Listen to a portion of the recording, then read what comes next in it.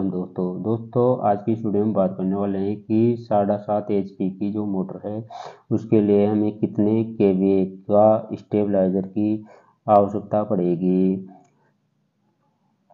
तो जैसा दोस्तों आप जानते हैं कि जो हमें 3 फेस लाइन है उसके अंदर 420 वोल्टेज मिलने चाहिए, लेकिन दोस्तों हमें मिलते हैं 300 वोल्टेज, यानी कि 300 से भी हमें कम मिलते हैं। 200 या 250 वोल्टेज भी हमें मिलते हैं 3 फेस लाइन के अंदर।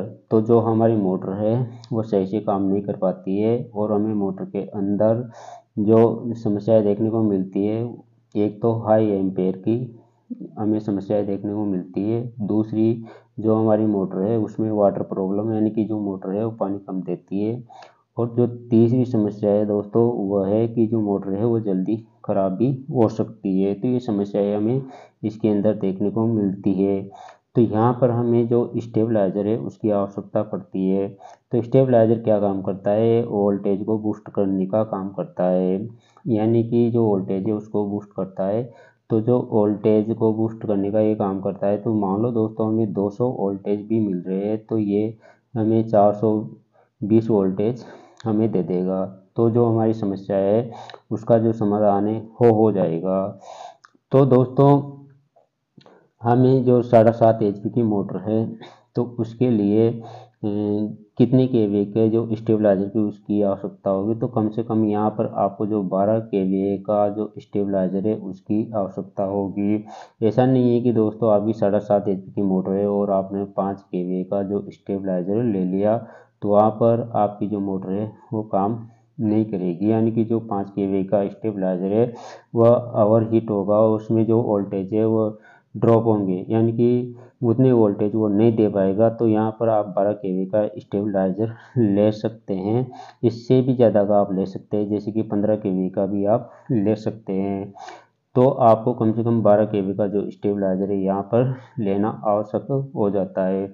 तो अब जो स्टेबलाइजर आपको कौन सा लेना है, एक तो होता है मैनुअल और दूसरा होता है दोस्तों सर्वो।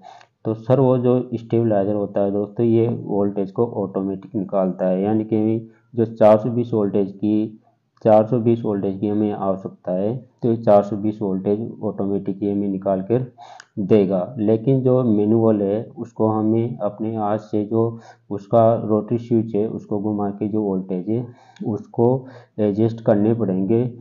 तो ये जो मैनुअल है दोस्तों ये स्टेबलाइजर आपको सस्ता पड़ेगा और ये आपको महंगा पड़ सकता है। ये आपके बजट के ऊपर निर्भर करता है कि आपको कौन सा लेना है। इसके अलावा दोस्तों स्टेबलाइजर लेते हुए आपको एक और चीज़ को ध्यान रखना है कि जो स्टेबलाइजर है एल्यूमिनियम की वायरिंग में है या फिर जो कॉपर है उसकी वायरिंग में है।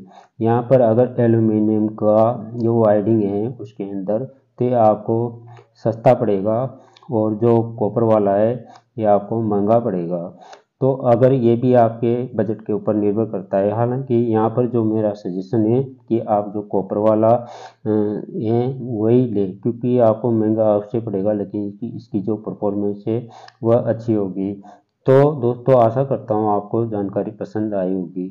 अगर आपको जानकारी पसंद आई हो तो वीडियो को लाइक तथा चैनल को सब्सक्राइब करना ना भूलें।